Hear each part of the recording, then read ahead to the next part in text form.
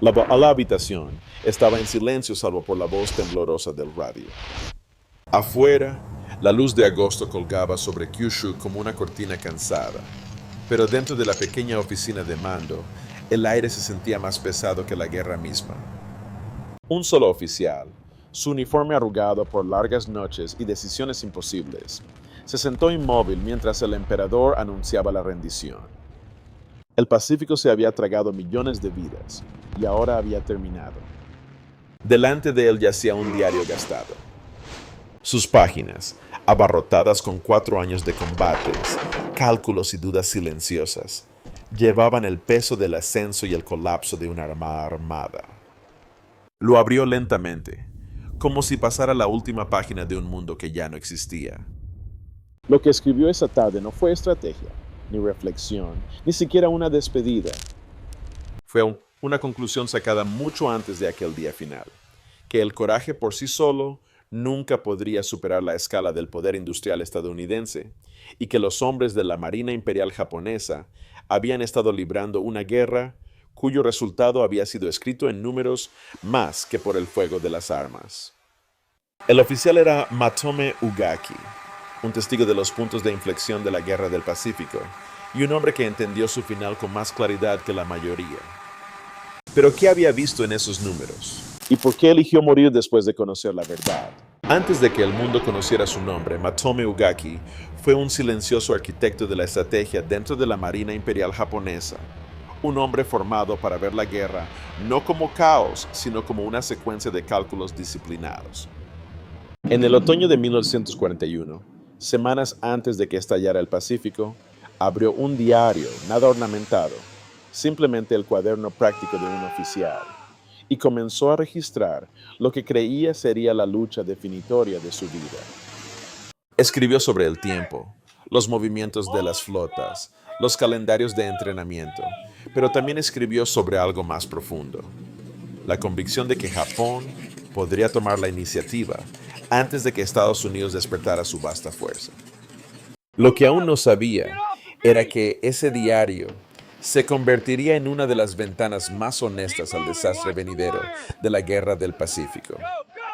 En esos primeros meses, Ugaki trabajó bajo el almirante Isoroku Yamamoto, la mente estratégica más aguda de la Marina.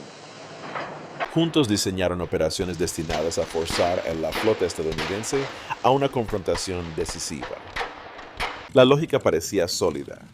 Sorpresa, velocidad y aviadores veteranos compensarían disparidades que se reconocían pero rara vez se pronunciaban en voz alta.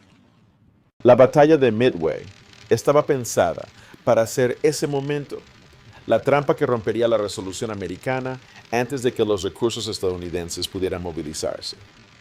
Pero en la mañana del 4 de junio de 1942, la geometría ordenada de su plan se derrumbó. 4 portaaviones japoneses, veteranos de Pearl Harbor, quedaron expuestos con aviones reabasteciéndose en sus cubiertas. Bombarderos en picado cayeron desde un cielo claro, y en minutos el buque insignia Akagi, junto con Kaga, Soryu y Hiryu, se transformaron en columnas de humo. Ugaki, observando las consecuencias a través de informes y señales, comprendió la magnitud de inmediato. La pérdida de los barcos fue severa. La pérdida de pilotos irreemplazables fue catastrófica. Aún así, mientras escribía en su diario que el día había sido el mayor fracaso de mi vida, insistía en que la guerra en sí no estaba perdida. Japón todavía controlaba territorios por todo el Pacífico. Acorazados como el Yamato estaban listos. Y en los estrechos confines de las discusiones del cuartel general, los oficiales se consolaban mutuamente con la idea de que los astilleros estadounidenses no podrían reemplazar portaaviones con la suficiente rapidez para aprovechar su victoria. Era una creencia reconfortante, un argumento arraigado en el orgullo más que en el análisis. Ese consuelo comenzó a desmoronarse pocas semanas después. Los oficiales de inteligencia presentaron un nuevo conjunto de informes, secos y estadísticos, detallando la construcción estadounidense en Norfolk, Newport News, Puget Sound, San Francisco y docenas de astilleros auxiliares. Hablaban de portaaviones de escolta, saliendo de las gradas en menos de un mes, de portaaviones de flota iniciados en ambas cosas al mismo tiempo, de destructores y submarinos apareciendo a un ritmo que desafiaba las expectativas de preguerra. La frase poder industrial estadounidense aún no había entrado en la retórica bélica, pero su significado se volvía inevitable. Ugaki leyó los números hasta entrada la noche, comparándolos con las tablas de producción de Japón. Las proporciones no cuadraban. Incluso las estimaciones conservadoras superaban cualquier plan de Tokio. No eran abstracciones, eran la forma futura de la Guerra del Pacífico, un futuro en el que Japón se vería obligado a ganar rápidamente o no ganar en absoluto. Cerró el informe sabiendo algo que no escribió en su diario esa noche: que Midway no había sido un contratiempo temporal. Había sido el momento en que las matemáticas comenzaron a superar al coraje. Para 1943, la guerra había cambiado de ritmo, uno que Matome Ugaki comprendía instintivamente, pero que pocos en Tokio deseaban enfrentar. La Guerra del Pacífico ya no era un concurso de maniobra. Se le estaba convirtiendo en un concurso de resistencia, medido no por tácticas, sino por fábricas. Y fue en esta fase, en medio de los choques violentos de 1944, cuando el desequilibrio se volvió incontestable. Ugaki había sobrevivido al derribo que mató al almirante Yamamoto sobre Bougainville, una pérdida que sacudió a toda la Marina Imperial japonesa. Cuando volvió al servicio meses después, fue asignado a la primera división de acorazados, izando su insignia a bordo del gigante Yamato, un buque concebido en una era en la que el poder naval se expresaba en pulgadas de blindaje y calibre de cañones. La presencia del Yamato inspiraba asombro. 100 toneladas de acero, cañones de 18 pulgadas que podían lanzar proyectiles del tamaño de pequeños automóviles. Pero aún mientras Ugaki caminaba por sus cubiertas, conocía la verdad. La era de los acorazados había terminado. El poder aéreo y la capacidad industrial detrás de él ahora dominaban el Pacífico. Esa realidad llegó con devastadora claridad en junio de 1944 durante la Batalla del Mar de Filipinas. Japón entró en la batalla con 9 portaaviones, incluido su más nuevo y avanzado, el Taiho. Estaba fuertemente blindado, construido para resistir castigos, y simbolizaba un último intento de igualar la aviación naval estadounidense. Sin embargo, un solo torpedo, vapores de combustible mal gestionados y una explosión interna fatal borraron 3 años de construcción en una sola tarde. El Shokaku se hundió el mismo día, golpeado por torpedos de submarinos estadounidenses. Hyo y Chitose siguieron poco después. Mientras tanto, la formación estadounidense, con 15 portaaviones, salió de la batalla intacta. Ugaki escribió que cada encuentro parecía traer una flota estadounidense mayor que la anterior, como si los portaaviones de y se multiplicaran entre combate. En cierto sentido, así era. Detrás de esas cubiertas planas estaba la implacable maquinaria del poder industrial americano, produciendo barcos más rápido de lo que Japón podía actualizar sus mapas. Los portaaviones de la clase Essex, cada uno un campo de aviación flotante capaz de alojar 90 aviones, fueron el símbolo más claro de ese cambio. Botados en astilleros desde Virginia hasta California, tardaban menos de 2 años en construirse, a veces cerca de 1, mientras Japón luchaba por lanzar incluso un puñado de reemplazos después de Midway. Y tras los portaaviones de flota vinieron los portaaviones de escolta, los caballos de carga del Pacífico. Decenas de buques de la clase Casablanca aparecieron en un destello de acero y remaches, ensamblados casi como automóviles. Para Japón, perder un portaaviones significaba perder un activo estratégico de forma permanente. Para Estados Unidos significaba sacar el siguiente casco de la línea de producción. Ugaki sintió que los muros se cerraban. Las pérdidas de pilotos aumentaban. La calidad de los aviones decayó. Las tripulaciones de mantenimiento carecían de piezas. Y aún así, Los aviones americanos sobre ellos, Hellcats, Avengers, Dauntless, parecían crecer en número y capacidad. Esto era guerra industrial, y Japón la estaba librando con un conjunto de herramientas menguante. Mientras leía nuevos informes de inteligencia, Ugaki comprendió que el coraje podía ganar una batalla o dos, pero no podía superar proporciones tan extremas. La Marina Imperial japonesa aún combatía en el océano, pero la batalla real, la que determinaba el resultado de la guerra, se libraba en las fábricas de Detroit, Seattle y San Diego. En el otoño de 1944, la Guerra del Pacífico alcanzó una escala que incluso a oficiales experimentados les costaba comprender. La Marina Imperial japonesa, antes confiada en sus aviadores de élite y poderosa flota de superficie, ahora afrontaba a un oponente cuya fuerza se expandía más rápido de lo que Japón podía reemplazar un solo barco. Para Matome Ugaki, la sensación de inevitabilidad se agudizó la mañana del 24 de octubre, mientras se encontraba a bordo del Yamato y veía el cielo llenarse de aviones americanos durante la batalla del Golfo de Leyte. La batalla estaba concebida como el golpe decisivo de Japón, un plan ambicioso que involucraba múltiples fuerzas de tareas convergiendo sobre los puntos de invasión estadounidenses en Filipinas. Pero los planes se disolvieron en el momento en que los portaaviones estadounidenses lanzaron sus ataques coordinados.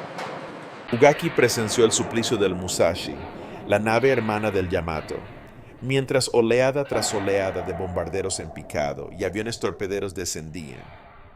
19 torpedos y 17 bombas desgarraron su blindaje.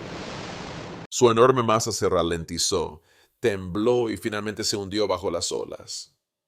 Verla desaparecer fue como ver hundirse con ella la idea de la supremacía naval japonesa. Si un barco construido para ser invencible podía ser borrado en una tarde, entonces ninguna fortaleza de acero podría resistir el poder industrial estadounidense. El resto de la batalla solo profundizó esa realización. Japón perdió portaaviones, acorazados, cruceros y destructores, barcos que habían tardado décadas en diseñarse, financiarse y construirse. Las pérdidas estadounidenses fueron dolorosas, pero reemplazables. Esa distinción definió el nuevo carácter de la guerra. Cada pérdida japonesa era permanente. Cada pérdida americana era temporal. ¿Era la fría aritmética de la guerra industrial? Meses después, esa aritmética se volvió contra la propia Yamato. En abril de 1945, con Okinawa bajo asalto, Tokio ordenó que el enorme acorazado zarpara en una misión de ida sin retorno. Tenía apenas combustible suficiente para el viaje hacia el sur. No habría escolta, no habría cobertura aérea, no habría esperanza de supervivencia.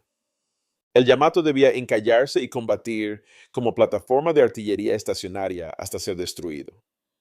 Pero nunca llegó a Okinawa. Submarinos estadounidenses detectaron su salida y aviones de portaaviones, cientos de ellos, se levantaron del horizonte. Torpedos golpearon su casco. Bombas rasgaron sus cubiertas. Una explosión interna partió el buque, lanzando fuego y acero alta en el cielo. En menos de 2 horas, más de 3, 100 hombres habían perecido. Para Ugaki, que había vivido a bordo del Yamato y conocía a muchos de los oficiales que murieron ese día, esto no fue solo una derrota, fue dolor. Mientras tanto, las ciudades de Japón ardían. Los B-29 arrasaron distritos industriales y redujeron barrios enteros a cenizas. El bombardeo incendiario de Tokio mató a más de 100 bien civiles en una sola noche y destruyó los talleres y fábricas que sostenían el esfuerzo bélico. Sin producción, sin acero, sin petróleo, la Marina Imperial japonesa dejó de existir como fuerza de combate. Luego vinieron Hiroshima, Nagasaki y el 8 de agosto la invasión soviética de Manchuria. Para Ugaki, las entradas finales de su diario se volvieron cortas, casi huecas. Escribió sobre el combustible menguante, los aeródromos vacíos, los civiles muriendo de hambre. La guerra estaba perdida, no en una sola batalla, sino en la presión implacable del poder industrial estadounidense, una fuerza que ninguna valentía podía soportar por más tiempo.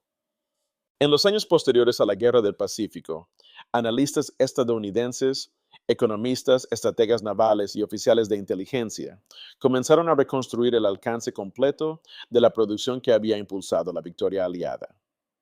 Lo que descubrieron confirmó lo que hombres como Matome Ugaki habían intuido desde sus puestos de mando, que el resultado de la guerra había sido moldeado no solo por las batallas, sino por el inmenso peso del poder industrial estadounidense.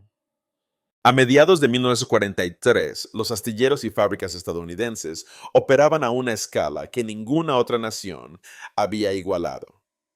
Flotas enteras emergían de ciudades costeras como si fueran conjuradas de acero y vapor. Plantas aeronáuticas en California, Kansas y Michigan producían cazas y bombarderos más rápido de lo que se podía entrenar pilotos para volarlos. Las líneas de municiones funcionaban día y noche. Incluso las piezas de repuesto, tan escasas en Japón, se entregaban a las unidades americanas en tal cantidad que las carencias se volvieron casi impensables. En efecto, Estados Unidos había construido un segundo campo de batalla, un vasto frente industrial, donde la victoria se determinaba mucho antes de que los barcos se encontraran en el mar. El almirante Yamamoto había predicho esto. Habiendo estudiado en Harvard y viajado por el continente americano, comprendía la escala de los recursos de II. Sus campos petrolíferos, sus fábricas, su fuerza laboral. Su advertencia fue simple. Japón podría desbocarse durante 6 meses, pero más allá de eso, el equilibrio industrial empezaría a aplastar a la Marina Imperial japonesa. No solo estaba en lo cierto, fue preciso. Midway ocurrió exactamente 6 meses después de Pearl Harbor, y a partir de ese momento, Japón nunca recuperó la iniciativa. Para los planificadores estadounidenses que revisaron documentos capturados tras la guerra, la comparación fue contundente. La producción anual de acero de Japón era apenas una fracción de la de Estados Unidos. Japón produjo decenas de miles de aviones. Estados Unidos produjo cientos de miles. Solo en 1944, los astilleros estadounidenses botaron más tonelaje que Japón produjo durante toda la guerra. Esos no eran simplemente números. Era en el marco de la guerra industrial, un tipo de conflicto en el que el brillo táctico no podía superar una relación de recursos en colapso. El diario de Ugaki encajó en esa narrativa con una claridad inquietante. Entrada tras entrada, reflejaba su creciente comprensión de que el coraje, la disciplina y el sacrificio no podían igualar a un oponente cuya fuerza se regeneraba más rápido de lo que Japón podía infligirle daño. Era una verdad tanto estratégica como dolorosamente humana, maná. En todo el mundo, los historiadores llegaron a la misma conclusión. El conflicto del Pacífico ofrecía uno de los ejemplos más claros en la historia moderna de cómo la capacidad industrial, más que cualquier batalla aislada, determina la trayectoria de la guerra. Y a través de la voz de Matome Ugaki, vemos cómo esa verdad se experimenta no desde salas de conferencias, sino desde la desesperación silenciosa de hombres que deben seguir luchando, aún después de conocer el resultado. Cuando las fuerzas americanas entraron en Kyushu tras la rendición, encontraron un diario descansando ordenadamente sobre un escritorio. Su última página fechada, el 15 de agosto de 1945. No había párrafo final ni despedida. Solo la decisión final de Matome Ugaki, escrita horas antes de que subiera a un bombardero en picado y desapareciera en el vasto silencio de la Guerra del Pacífico que había ayudado a librar de principio a fin. Esa línea inacabada se convirtió, a su manera, en la frase final de la Marina Imperial japonesa. Los historiadores publicaron más tarde el diario, bajo el título La victoria que se desvanece, y en sus páginas los lectores encontraron algo más que un registro de batallas. Encontraron a un hombre que luchaba con los límites del coraje, la disciplina y la creencia. Ugaki nunca abandonó su deber, pero tampoco se engañó a sí mismo. Con cada año que pasaba, comprendía con mayor claridad que el poder industrial estadounidense, la creación implacable de barcos, aviones y combustible, estaba moldeando un campo de batalla que Japón ya no podía navegar. Su lealtad lo mantuvo luchando. Su diario lo mantuvo honesto. El legado de sus escritos no es solo triunfo o tragedia, sino un recordatorio. Las guerras no se deciden únicamente por héroes sobre las planchas de cubierta o pilotos en el cielo. Se deciden en fundiciones, astilleros y líneas de montaje, en la matemática silenciosa de la capacidad de resistencia de una nación.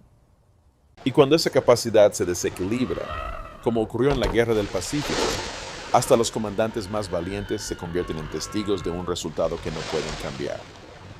El acto final de Ugaki: subía a un avión que sabía que no volvería.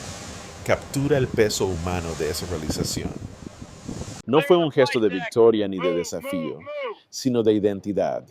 Un hombre eligiendo terminar su historia de la única manera que creía que le quedaba honorable. Tanto si uno está de acuerdo con su elección como si no, el diario que dejó nos obliga a enfrentar la incómoda verdad de la guerra industrial. El valor puede modelar momentos, pero la producción moldea la historia. Si esta historia te conmueve, si crees que estas vidas, estas decisiones y estas lecciones merecen ser recordadas, considera unirte a nosotros. Suscríbete para explorar más de los rincones no contados de la historia militar y comparte tus pensamientos abajo. ¿Cuál crees que es la lección más perdurable de las páginas finales de Ugaki? Leemos cada comentario. Y, como siempre, gracias por ayudar a mantener vivas estas historias.